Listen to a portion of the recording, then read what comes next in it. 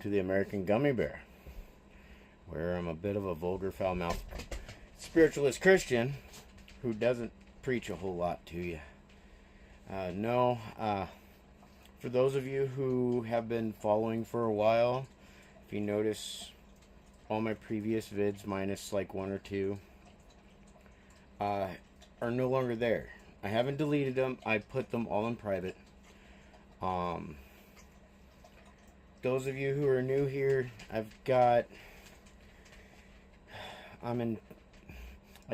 deal with ASD and was born with neurofibromatosis type 2.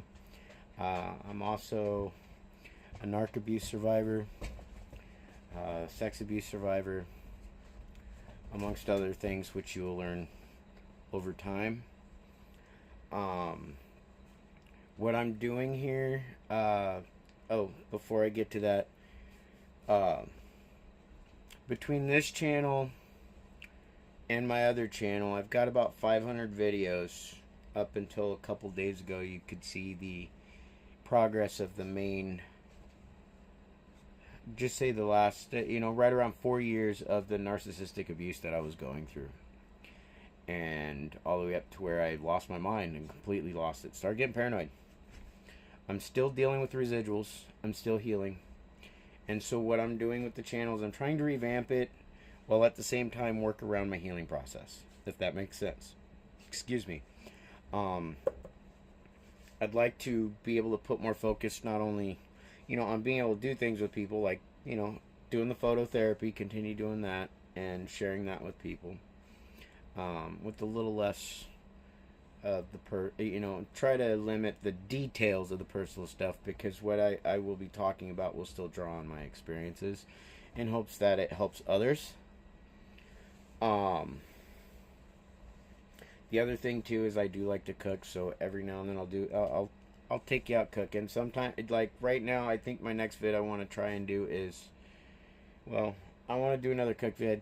I want to take the grill up and either go head up to the mountain where I was before, or go up to another one that I enjoy going to up near. I wouldn't mind going up to the meadows that's up at the mountain up here. That's near my grandma's old cabin. I'd like to go there. No promises. It could be something that happens. I am in the process of being in between homes and working on moving. So background surroundings will change too. Also would like to try and incorporate a little more whiteboard, like I do on Lost in Thought, on my Lost in Thought Today channel. I like my handy dandy whiteboard. I've got a large one, and then I've got a little one that's kind of like a travel size. It's like, was it like a 11 by 14 or something like that? So yeah, I'm trying to revamp the channel a bit, bring it a little bit more in a positive notion, or a positive side of things, or less dramatic, I guess you could say. A lot of those who are here currently have watched me go all over the place, emotionally, mentally, everything. Like I said, if all the vids that I currently have hidden, and then if included with my Lost in Thought Today channel, which you wouldn't have a clue really what was going on, you can see the degradation that happens over a period of 4 years to someone who's being severely manipulated, isolated, alienated, and so forth. Given that, I'm going to go ahead and jump onto my first topic, because it's something that I'm working on within myself as well. And so what I'll be drawing off of again is off of my own experiences, my own self-awareness and self-reflection, which I am doing currently even as we speak too, in a lot of ways. I do utilize this as a form of a coping mechanism, or a way of coping. I'm just doing my best to work on not necessarily like subject or topic, but more or less how I deliver information, or what exactly I speak about, and what in detail and what I don't in detail.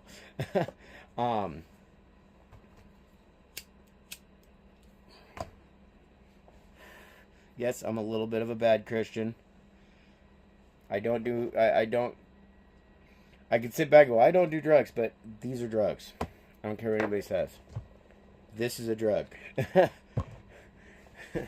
So please forgive me. It is something that I am doing my best to work on. In fact,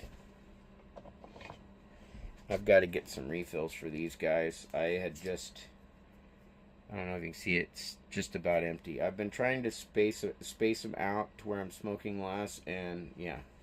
So I don't think, at least for a while, you're not going to see a vid where I'm not smoking at least once. At least once.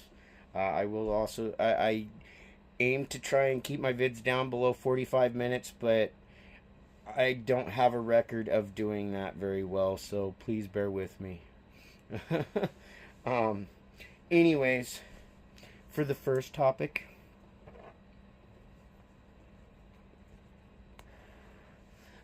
I do want to cover in the sense of triggers. And most people sit back and try, and as we get into it, I think a lot of people will see that I agree with them more than disagree. Yet at the same time, I have an understanding, and I think we all do, about things that trigger us and how we respond or react to them. And we have various ways that we respond and react to them, even ways that we think is healthy, but it's really not. Then there's the blatantly obvious unhealthy ways, which myself, because of my ASD and some habits that I had as a kid, even though I had got them under control for many years, the level of abuse that I had went through over the last 4 or 5 years had re-triggered some of those coping mechanisms, and it's sort of set me back a long ways. Yet I'm at an age where I'm self-aware and able to reflect on this and be like, that shit needs to change. And I'm hoping everybody else recognizes that what I'm doing here is not only, trying to teach others a little bit, but also helping them recognize that it's okay to go through this process too, to self-reflect, to, be honest with yourself. It's kind of like a form of confession almost. And, whether it's just, whether you feel it's just between you and you, or maybe you're sitting down with a significant other or a friend that might be helping you do this, to be as honest as possible, or you recognize that it's still between you and God. For me, as I do this, I know the big guy's watching and listening still, and he knows what's in my heart just as he knows what's in yours. Now again, I'm not going to sit and pull up Bible verses and stuff like that, although once in a while you might see me do that, or I should say you will, every now and then. Just depends on the topic. There's a vid that I did on narcissistic abuse and narcissism in the Bible. 2 Timothy, I believe it, yeah, what was it, 2 through 5. So if you read that, you'll realize that every single trait that is listed off for a narcissistic personality disorder and all that is right there in that section of the Bible. So, which I will be touching a lot on that type of abuse. So, you're going to have, when it comes to triggers, actually, yeah, I got to remember that even though this is a big board, what I'm about to do is probably going to take up quite a bit. So, I'm going to have to try and remind myself to write at least a little smaller. But you're going to have major triggers, so things that immediately set you off. You're going to have minor, so things that might irritate you, but it's no big deal. You just get over it. It's like, okay, whatever. And then you might have causes or origins for those triggers, which would be usually some forms of abuse. So causes and origins.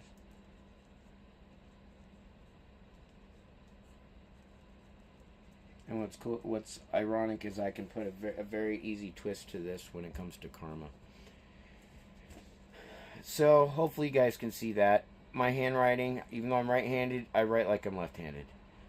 You got your major triggers, minor triggers, and then of course you got your causes and origins of those triggers. So for myself, for my major triggers, which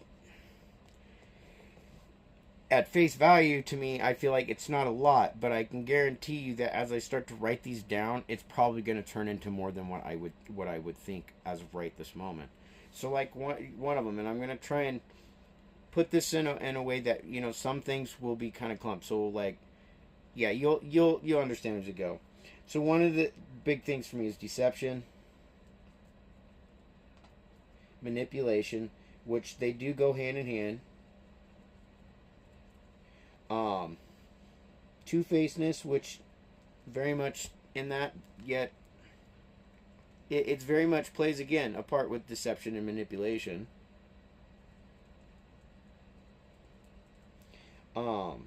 Disingenuous. I have a habit of picking that shit up, and then it yeah. And I'm not very good at spelling, so please forgive me again on that. Ingenious. Okay. Hopefully I spelt that right.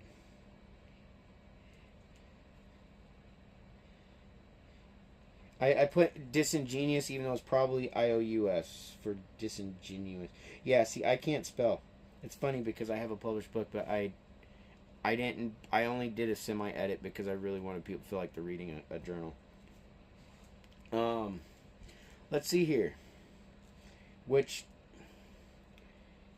see here. When I go to say lies, I'm talking lies with intent to hurt, do harm, or to get out of trouble.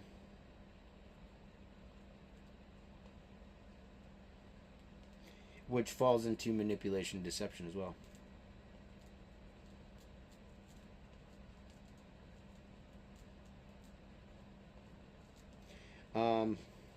The other is breadcrumbing. Breadcrumbing can involve really anything, but most people recognize it in relationships in the sense of where at first both people are given equally, but whether it's over a short amount of time or over a long period of time, one of them starts to back off and stops giving in return and is receiving more than what they give, to the point that the person who's doing all the giving might get lucky to receive anything once a month, a couple times a month, while that other person is not just receiving from you, but then they're going and receiving from other people too.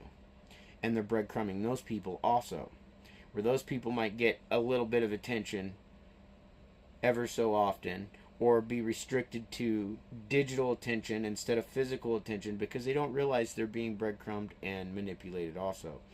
And yeah. Let's see here. Neglect. Yeah. Ironic how that sets me off. Silent treatments.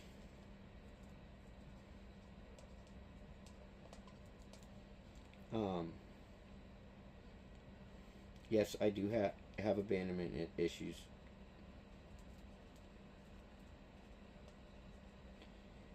Let's see here. Ghosting, which falls right into that.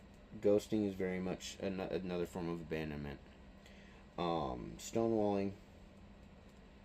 If you don't know what stonewalling is, it's when you go to address a situation with somebody, whether it's a friend, a significant other, a child, a parent, anybody, and you go to address it with them, and they immediately either meet you with the silent treatment, where they just don't say anything, they give you a blank look, and they just turn around and walk away like you don't exist. The other is they're sitting there, and they're acting like they're listening. They might even look at you a few times, just to give off like they're listening, but really, in their head, and their attention is off somewhere else. And a lot of times they'll respond with things like, I hear you. Hearing does not take effort. Like right now, as I'm speaking to you, I can hear the heater, but I'm not paying attention to it. It's background noise. It takes no effort to hear it. Unless you're hard of hearing, then it takes effort to hear almost anything. When you're listening, you're paying attention to what's being said. You're not listening to volumes. You're not listening to you're not listening to the tone or volume that's behind the words. You're listening to the words themselves that's being said. Kind of like when you're reading a book. You know, if you're gonna put a tone or volume in your own head to those words, and you know the words being read might come out aggressive, but you're going, okay, they're just getting a point across in the book. You're not getting offended by it. So you need to start realizing that's the same thing with when people are trying to communicate with you. But then other forms of stonewalling is where they turn and they go and they start getting busy. They start doing something else, whether they start doing dishes, laundry, they start cleaning something, they start cooking something. They go and turn on TV and start watching TV. They start, watching videos on their phone or on the computer or whatever. They intentionally give you a cheek or their backside, in which then at that point you're not getting anywhere. You immediately have been stonewalled. You've been immediately made it clear that you're not important. You've just been dismissed and devalued everything. Like, completely. Like, nothing you say means shit. See, and I'm trying not to trigger myself as is, because some of this I'm still healing from. So when people do certain things, whether it's with bad intent or not, it's still a trigger for me right now. Let's see here. So alienation would fall similar into the abandonment and ghosting. Still very different.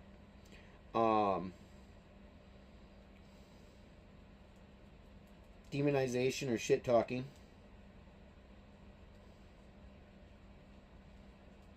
Now, I put those as the same thing because the intent behind it is not to inform people of honest opinions or honest truths. It's literally to make you look bad. The entire intent is to destroy your character. I don't like people who do that. So, for most part, there's my what you'd call my major triggers. These are my major triggers. And what would that be? As I just wrote off: deception, manipulation, two-facedness, disingenuous, lying, and we're talking severe lies. Breadcrumbing, neglect, silent treatment, abandonment, ghosting, stonewalling, alienation, demonization, shit-talking. Oh, I should also be putting dismissing, as I was just talking about. And then minimizing.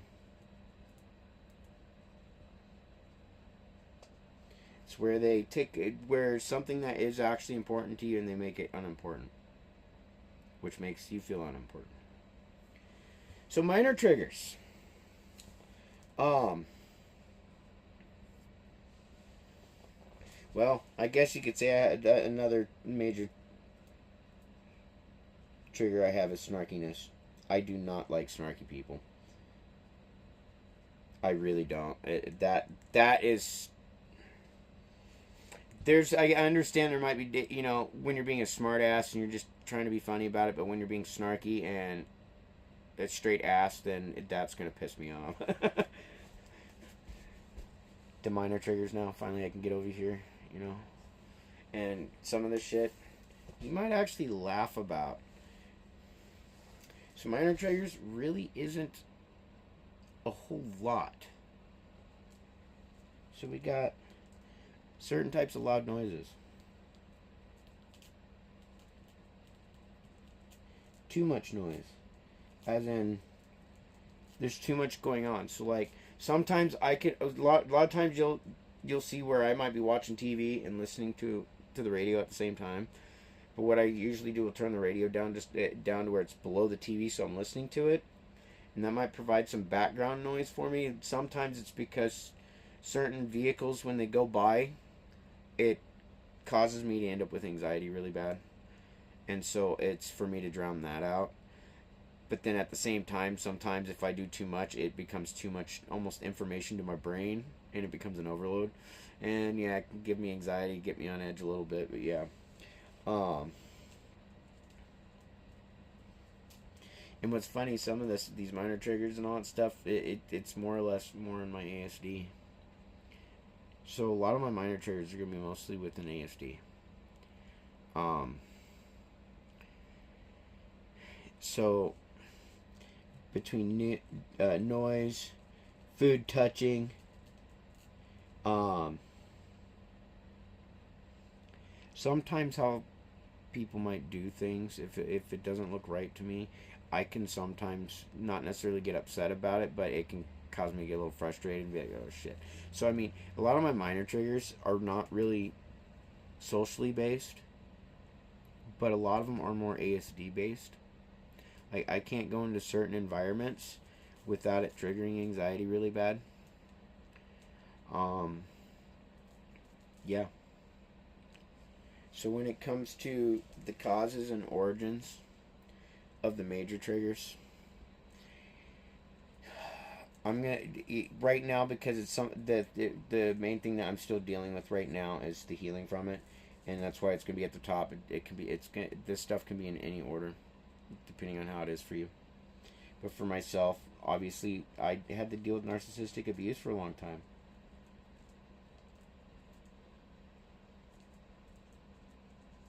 I dealt with parental alienation.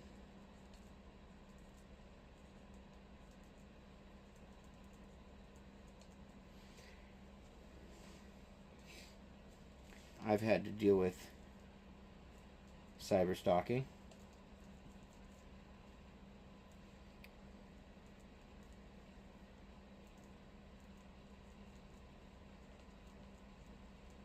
Mass stalking, which means I had several people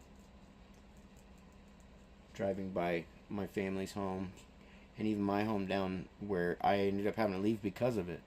I'd have people sitting outside my house in the middle of the night, shining their lights right into my windows. And they would sit there at times, even up to an hour. And all, so it's like, yeah, it causes some shit. I've had to deal with bullying, and some of this stuff that I bring up will even come from my childhood. So bullying came from family, my classmates from back then. I just wanted to call them other students. Co-workers, down to even my own kids.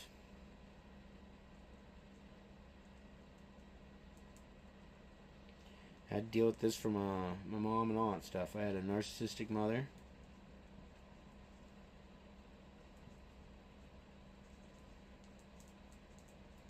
I also had to deal with a narcissistic child's mother, which is who I just had to walk away from. My dad, for a long time there, was an alcoholic. And it wasn't just my dad, it was his family and my mom's family.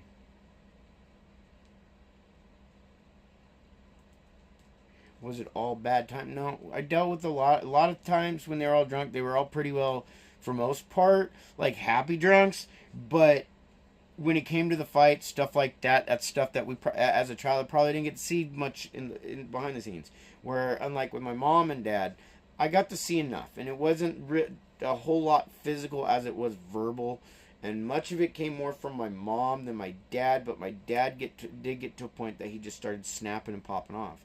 Even now, like right now, even though he's not an alcoholic, anytime a dog barks, immediate, immediate, and that's where I have to work on that type of response to some of these things, some of these situations, because I've done the same thing. That's a toxic behavior that I picked up from my father, and it's not good. Where unlike where he would run to alcohol and stuff like that in my younger years, where now he tries to deny it, but it's kind of hard to deny it when you can smell it on him and all here and there. And it's not something he does all the time, but he started again. But that's what he did, run to alcohol. Where myself, I started to run to drugs as a teenager, and then I had to clean up.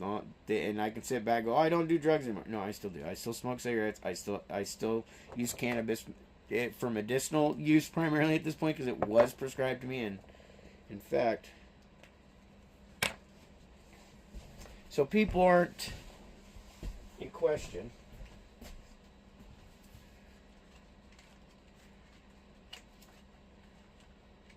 Because I actually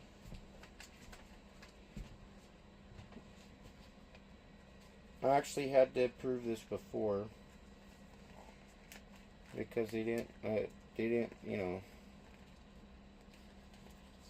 believe me. But once things went legal in Oregon,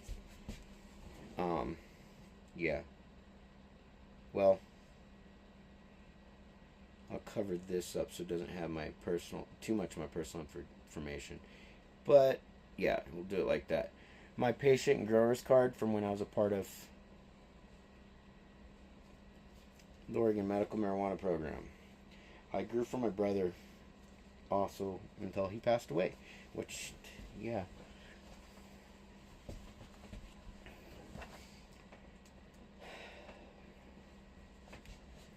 So then, I think I'm going to rip on this real fast, off, slightly off camera.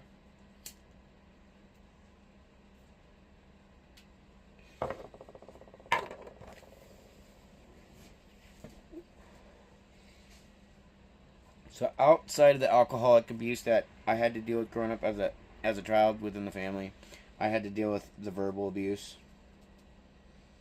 the mental, the emotional,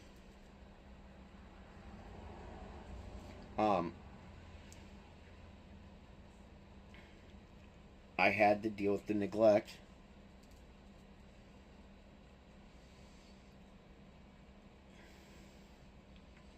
And then the one subject that is very uncomfortable for me, because I know that basically I ended up, yeah. You end up sometimes when it comes to narcissists, you may end up re-experiencing certain types of abuse that you went through in younger years, where it will be covered or cloaked as something else. But I did also have to deal with sexual abuse as a child. Now, everything that I'm bringing up here, within the videos that I have hidden, I can very easily verify what I'm stating here.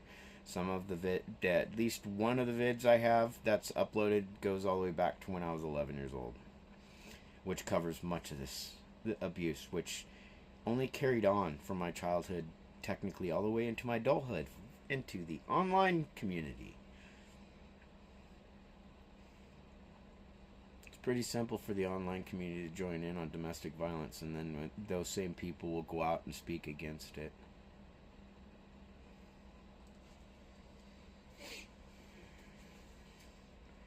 So the way I've coped with this, with these things. Let's say I'm not sure if it's coping mechanism, but there's coping, reaction, and response. So that's what I'll just put down here, because reaction can have emotionally driven, where response is you're just speaking without thinking and being a jackass, which I tend to have foot and mouth syndrome pretty good. I tend to speak at times without thinking about what I'm saying and who I'm saying it to, and so sometimes I will end up accidentally hurting people's feelings and not even be trying. Which, even with my ASD and all, I still try to keep aware of that, because I realize even with that is a big habit that I have, and it's still a no-no, and I have to remember that there are some things that I touch on that can be very sensitive to people. And like with this, trust me, like I said, when I get finished with this, I think people will understand what I'll say here too, and will realize that I do agree with most people. So when it comes to the coping reaction responses, some of them are built into me in the sense of neurological sense from my ASD. Some of it is from life experience and how I coped with things as a child, and even though I had stopped throughout my adulthood, have had moments where it's been re-triggered, where I respond to it again, almost like a child, or similar to as I did when I was a kid. I will start with the three big ones, which is built in with my ASD, which is shutdowns, meltdowns, and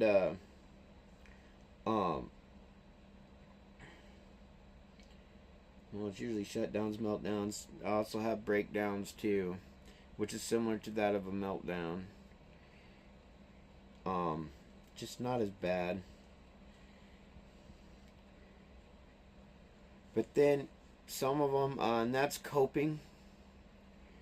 Others I will stem. So at times you'll see me if I get really upset. I might start rocking in some way or another. I might start fluttering my fingers. I might start slapping my, doing this. I do that a lot. Like if I eat food that I really like, you might see me start doing this and start doing that too when I get excited too. It just depends. Sounds funny, but I'm sorry. It's something that I've had. There's parts of me that I've had to bury for a long time, even since my childhood.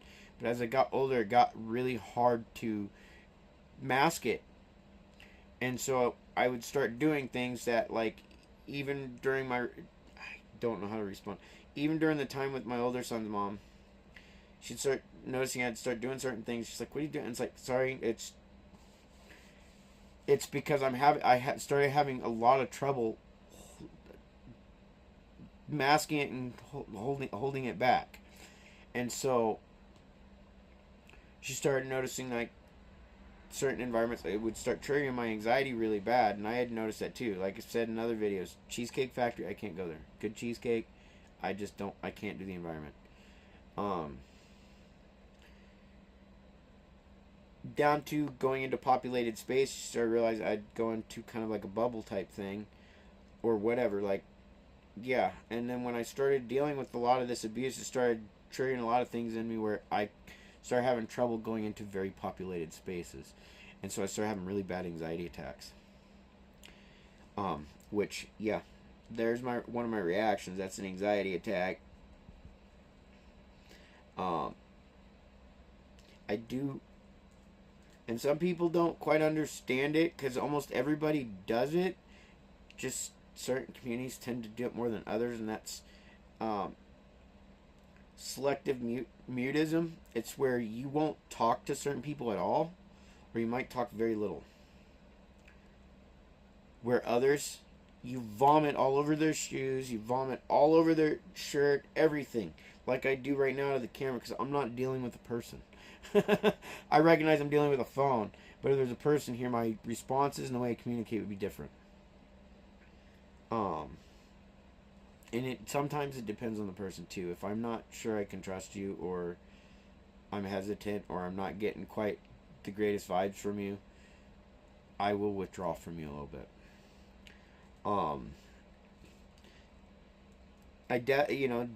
Depression comes with everything. That's an outcome more so than a reaction, I think. Other copings, I would walk out or walk away.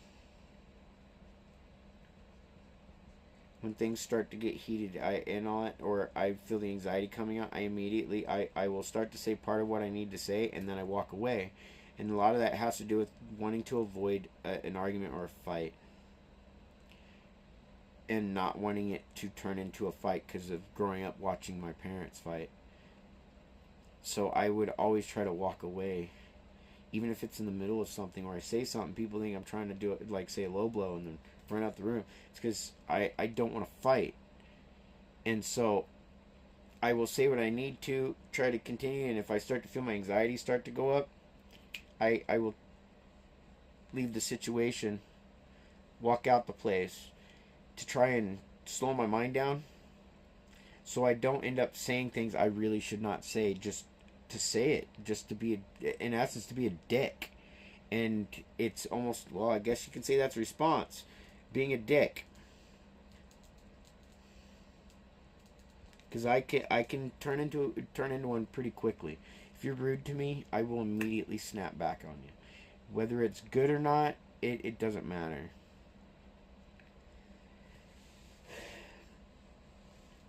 Um, I will admit, the meltdowns that I've had are similar to can be similar to that of having a tantrum. You know, and it's not intended. Um, the more, like, let's say, whether it's myself or others in my shoes in the ASD community, whether you have Asperger's or other forms of, you know, autism, high or low functioning, when you deal with certain disappointments to a certain point enough, you get to a point that your immediate response is not always good. You just, yeah, you kind of almost have it like that borderline tantrum, like, you know, the Tommy boy, what I would call the Tommy boy tantrum, you know, where he's sitting in the car off of Tommy Boy, and he just kind of has that little mini breakdown. He's like, damn it, yeah, freak out. Sometimes, like as a child, I used to smack my head into a table to try and cope with the things going on in my head, to get it to stop. When I have a breakdown or a meltdown, that was usually what would end up happening. I ended up smashing my head into a table.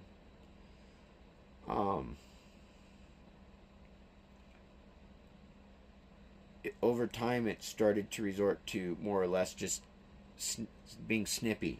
So, like, a reaction would be like snippy or snapping back at someone.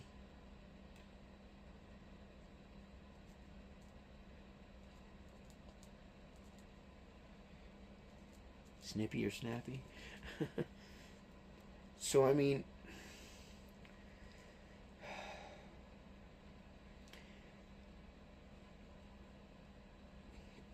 anger is definitely in there as a reaction. You know, we're all going to have angry reactions to certain things. To what degree depends on whether or not it's a healthy form of anger or not. And like myself, and it's not being stated as an excuse, it's being aware of how I react to some things.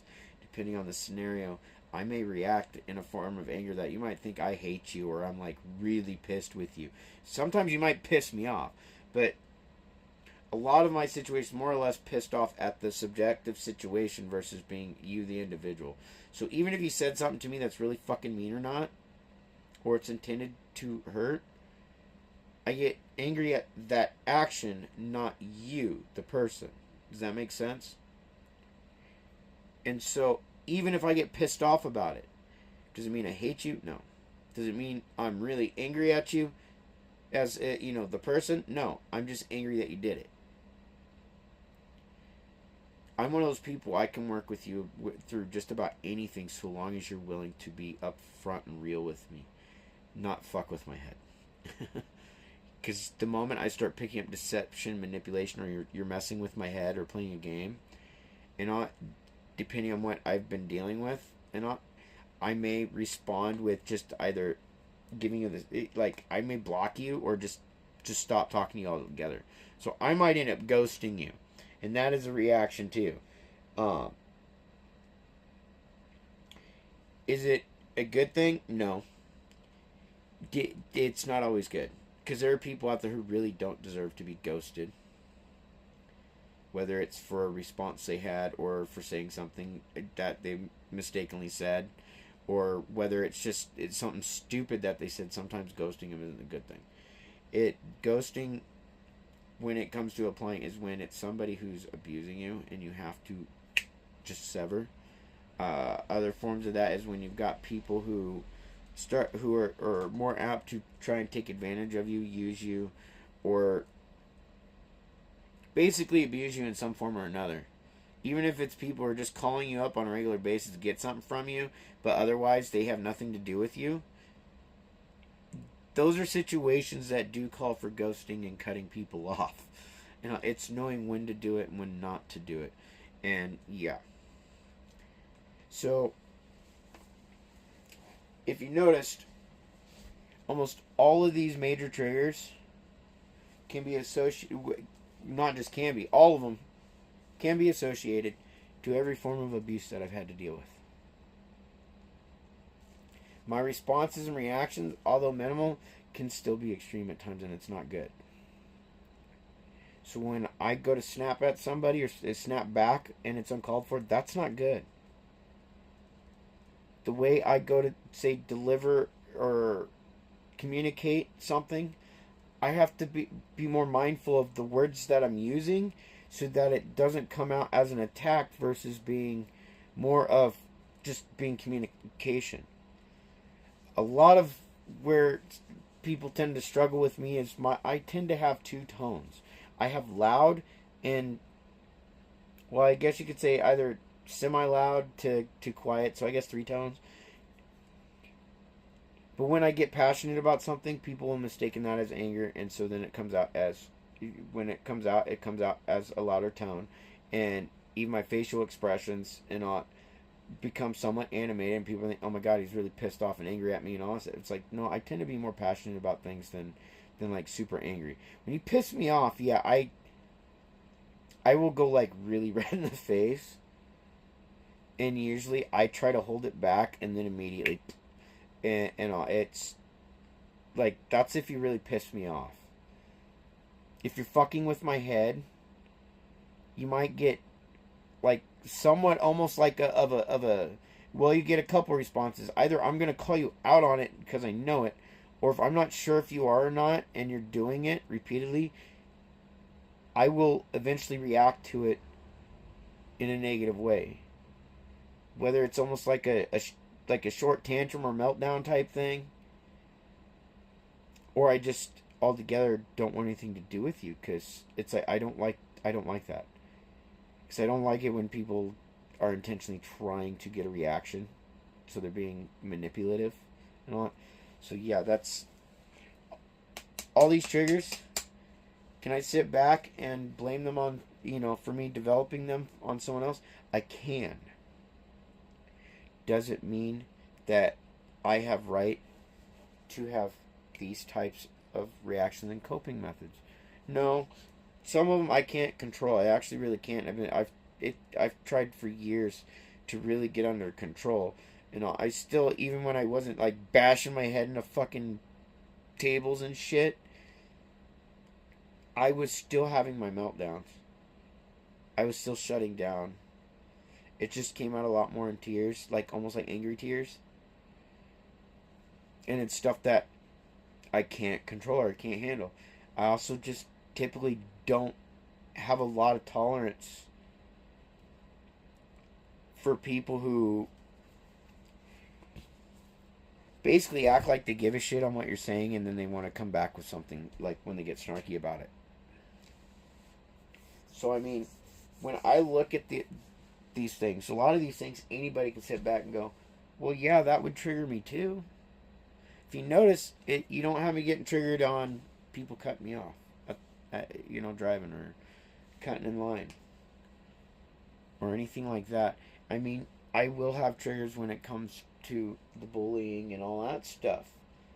I mean, in fact, that actually needs to be on that list, because, yeah, when I see it in bullying,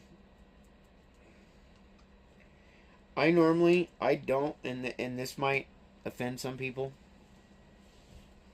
I don't get offended by racial slurs. I don't get offended by any form of slur, whether it's based on your race, religion, your sexuality, anything like that. Because to me, they're words. It's not, how should I put it? It's not what's being said, it's how it's being said and used. So if it's being said with the intent to be used as a verbal weapon on you to do harm, that's when it's a no-go. That's when it's like, no, that's not okay. And we've all been guilty of that. That's like us getting mad at someone, coming back calling someone a bitch or an asshole. It's the same thing, just the difference is you're taking that level of intelligence, and let's say, here's that midline, here's the you're doing great, here's the holy shit, don't go there. Usually when you're calling someone a bitch or an asshole or anything like that, you're somewhere right there in the middle. It's not really bad, it's not really good, it's just kind of like, that's your opinion, man. But when you start using certain words intently out of malice or as a response to do harm, now at that point I'm going to say you're a piece of shit, and I think a lot of people would say I'm justified in saying that. If somebody's calling you out about being an asshole, a dick, or anything like that for how you're treating them, that's a totally different situation right there. And but when you're doing so just to do so and to be mean, those are what I would call fighting words. You know, it's as I said, it's not necessarily what you're saying; it's how you're saying it and what the intent behind it is. So, like, even though it's a no-no within, calling anybody within the ASD community retarded, you will still hear me call myself that. Yes, I do have low self-esteem, and I've battled that for years, especially, given a lot of circumstances. A whole lot. So, I don't have a whole lot of that, to be honest. And this has helped me kind of build it up a little bit, where I can work on how I communicate, and then at times there when I go back and watch, I can be like, I shouldn't say it that way. I need to watch my mouth a little more, or I need to put a little less emotion into it, so that way people are not like, it's not taken like as personal as it can be. Am I saying that right? So, when you start paying attention to the various triggers that, sorry, I'm starting to get ants in here for some reason. That's like 2 of them now. But when you start recognizing your triggers, does that mean that even though your triggers can very much in origin be blamed on the experiences that you went through from your childhood into adulthood, which therefore involves the people who did it? Yeah, you can. But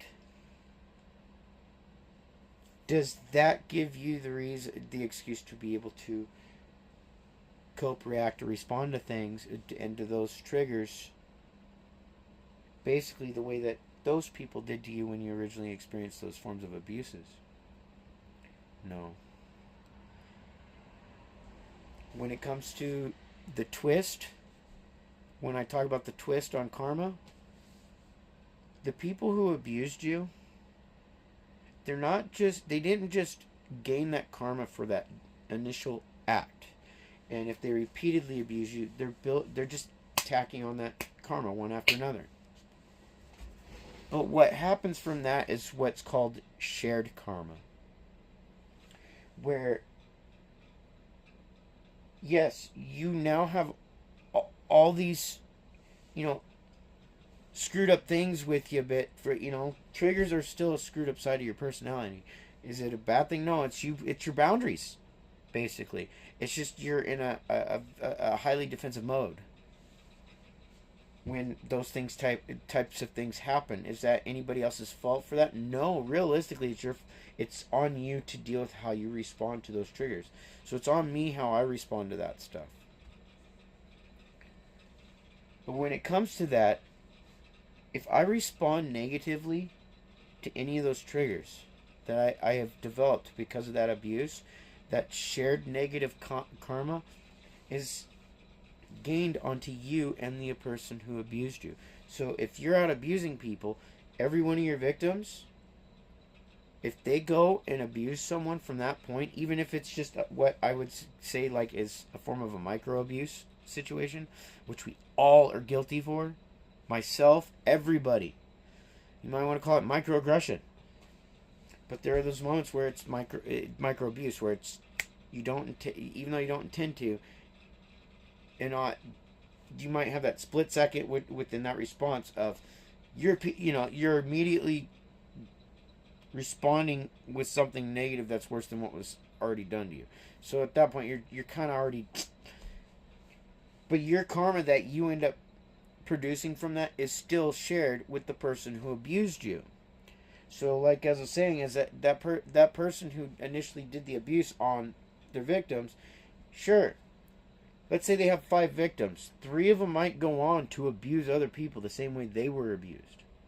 So now not only they build up their own karma, they also have what would be considered shared karma. So as they're gaining that bad karma for each act of that abuse that they're repeating, the person who initially did it to him is also gaining that karma, because that comes back to him. That's what you put out there will come back. So if you're going to create that negative energy and set it out there like that, it's still going to come back to you in some form or another. An example of that is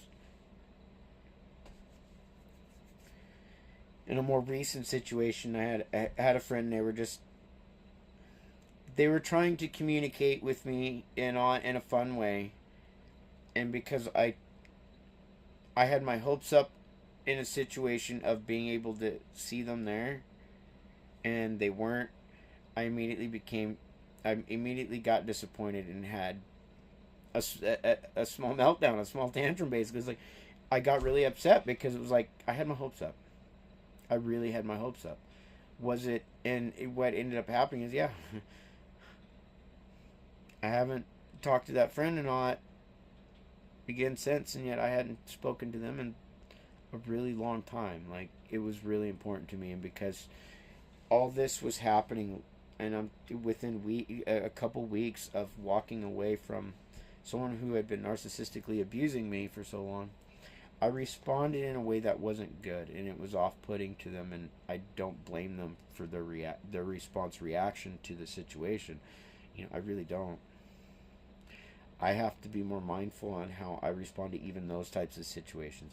Even though they were trying to communicate in a fun way, because my mind immediately was reflecting to the deception and the manipulation and that I had been going through for so long, I immediately responded to it as if I was dealing with that type of situation when it wasn't what was going on. So it's like because of that and other situations, I've recognized not only did I get a little instant karma on that, I got to have a learning lesson from it too, which of all ironies kind of helped inspire this. And I started losing my inspiration for a while there, but anyways, I hope people understand what I'm talking about here. I'm not very good. I'm still working on my communication. As I said, I'm still healing from a lot of things. Excuse me, and I will have finally my first counseling therapy appointment here coming this Friday after my birthday and all. So that way, yeah, I've got to get back into this so I can learn how to communicate better and respond to certain situations better, and hopefully get help on being able to decipher the difference between somebody who's more or less just, I guess you could say, kind of having a fun way of having you go on a treasure hunt in a fun way, versus actually trying to manipulate or deceive you. Or being able to know the difference between somebody who's being lighthearted and doesn't have that intent of hurting you, versus somebody who does.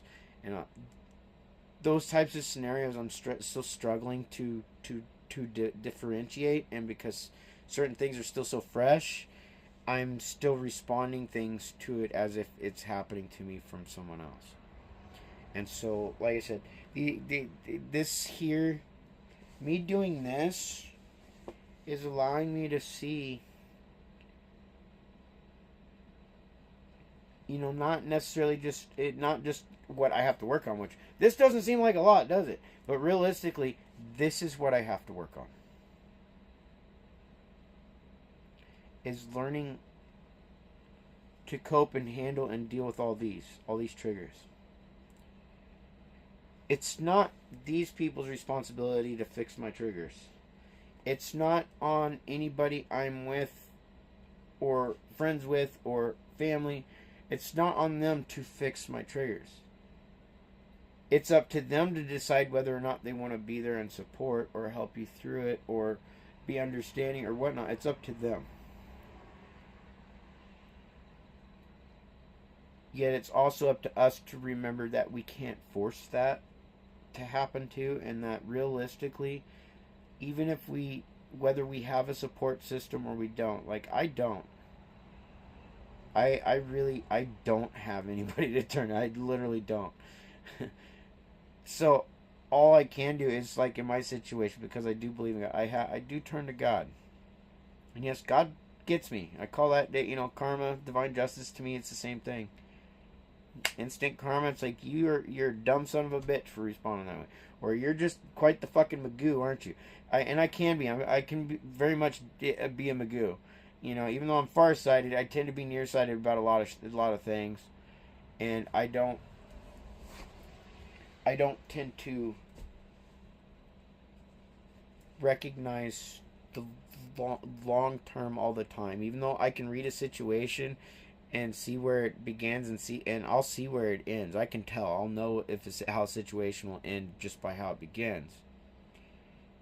Yet when it comes to these types of things and abuse and all that, I can be a little bit nearsighted about it because of how much I've dealt with. I don't think about how I respond to people who are not being abusive, but might do things that might be taken mistakenly as that, when there's no intent behind it or anything. It's pure out of someone's just jabbing at you, that type of thing, and so it's also not easy to be able to tell that if you can't see the face expressions, especially for someone like myself. If I can't see your facial expressions and all that, or your body language to read, and all I've got is like words, then like most other people, all I can do is fill in that blank with what's here. The downside is what's here for me is, sorry, I've been dealing with a lot of headaches here lately. But for me, it's situation association.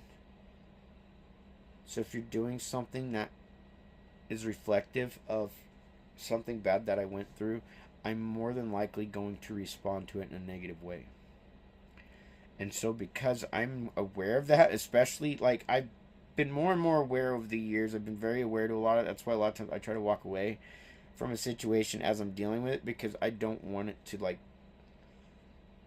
it might drag it out a little longer, but I don't want it to, like, get worse. Like, it's like trying to keep it from going beyond a certain point. And yeah. Anyways, as I told you, I'd like to try and keep these things down like under 45 minutes. I don't have a good track record of that, but I at least hope you enjoy this. I'm gonna try on the next vid. I want to try and take the old griddle up and cook for you guys, and maybe have another little chat similar to this. I'm trying to change things up a bit. So if you like this format, at least give it a thumbs up. I really don't ask that either. And yeah, I hope you guys have a good day. Thank you for watching, and take care.